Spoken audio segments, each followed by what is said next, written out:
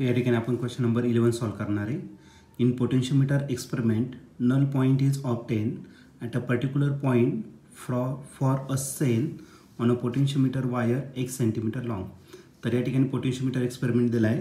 Null point कुठेतरी भेटणार आहे, सेलपासून आपल्याला घ्यायचं आहे, एका सेलसाठी घ्यायचं आहे आणि ती जी बॅलन्सिंग लेंथ आहे ती दिलेली आहे 1 सेंटीमीटर.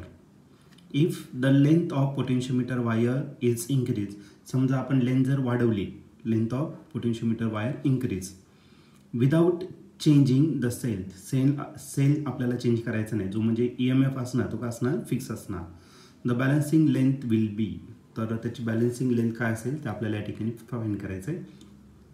ब्रॅकेटमध्ये दिलेलं आहे driving source is not change, म्हणजे जो EMF घेतलेला आपण सोर्स म्हणून, तर तो अजिबात आपल्याला चेंज करायचा नाही. हा क्वेश्चन 2016ला आलेला होता. याच्या 4 ऑप्शनपैकी पहिले जे ऑप्शन आहे ए ते आहे इन्क्रीज, बी ऑप्शन आहे decrease, C option not change आणि डी ऑप्शन आहे बिकम्स 0.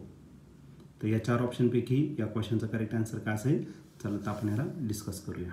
तर या क्वेश्चनमध्ये एक पोटेन्शियोमीटर एक्सपेरिमेंट दिलेला आहे आणि त्याच्यामध्ये जो नल पॉईंट ऑब्टेन होणार आहे कोणत्या तरी एका पर्टिक्युलर पॉईंटला सेलपासून किती डिस्टन्सवरती, तर x एवढ्या डिस्टन्सवरती.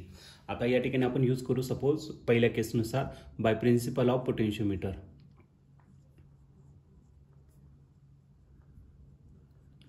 Bye principle of potentiometer.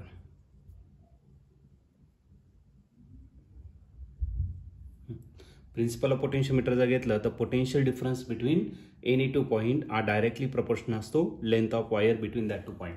या केसमध्ये आपल्याला लेंथ जी दिलेली आहे, बॅलन्सिंग लेंथ किती दिली आहे, तर x इतकी दिलेली आहे.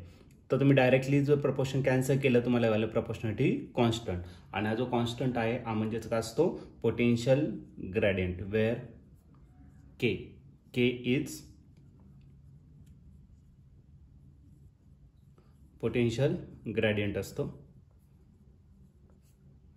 Potential gradient. ओके, आणि पोटेन्शियल ग्रेडियंटचा अर्थ काय, पोटेन्शियल पर युनिट का असणार, डिस्टन्स. आता या केसमध्ये टोटल जर सेल जर घेतला तर सेलचा ड्रायव्हिंग EMF किती असणार, E इतकं, आणि त्याचं लेंथ किती असणार, L इतकं. मग या केच्या जागी पोटेन्शियल पर युनिट काय घेतला आपण, लेंथ. मग टोटल पोटेन्शियल E इतकं आणि डिस्टन्स जे असणार ते किती असणार, तर x इतकं झालं. ठीक आहे, हे झालं तुमचं पहिलं इक्वेशन. सपोज आपण याला काय करू, तर इक्वेशन नंबर 1 या ठिकाणी कन्सिडर करणार. हा जो ड्रायव्हिंग सेलचा EMF आहे तो चेंज नाही होणार. आता दुसऱ्या केसमध्ये दिलेला आहे, हा जो लेंथ आहे पोटेन्शियोमीटर वायरचा ती काय करायचं, आपल्याला इन्क्रीज करायचं आहे. ओके, मग आता दुसऱ्या केसमध्ये लेंथ काय झाली, आपली इन्क्रीज झाली, मग त्याला आपण L डॅश म्हणू. ओके, ती L पेक्षा कशी असणार, जास्त असणार. ओके, L डॅश कन्सिडर करू.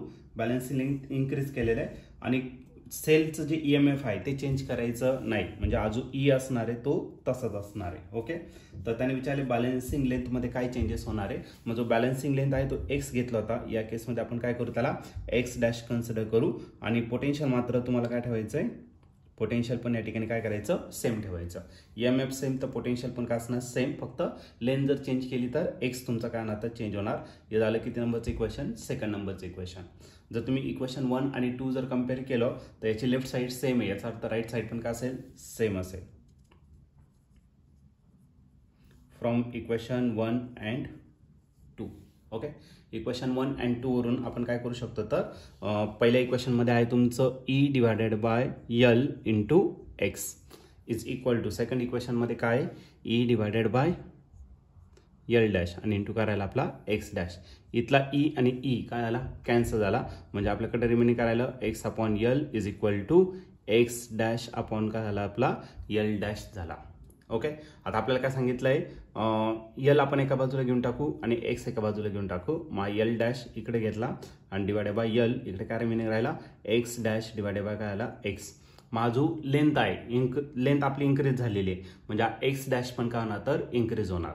ओके, कारण की याच्यामध्ये कसं रिलेशन आहे, डायरेक्ट रिलेशन आहे. मग ॲज L डॅश हा जो आहे तो काय झाला आहे, इन्क्रीज झाला आहे. L dash increases, therefore x dash also increases. मग L जर इन्क्रीज केला तर जो बॅलन्सिंग लेंथ आहे तो देखील काय होणार, तर इन्क्रीज होणार. आणि या ठिकाणी ऑप्शन जर बघितलं तर ऑप्शन नंबर ए जो आहे तो या ठिकाणी आपला करेक्टली मॅच होतोय. मग या क्वेश्चनचं जे आन्सर असणार ते ऑप्शन ए. ऑप्शन ए म्हणजेच काय, balancing length of that potentiometer wire experiment is increases.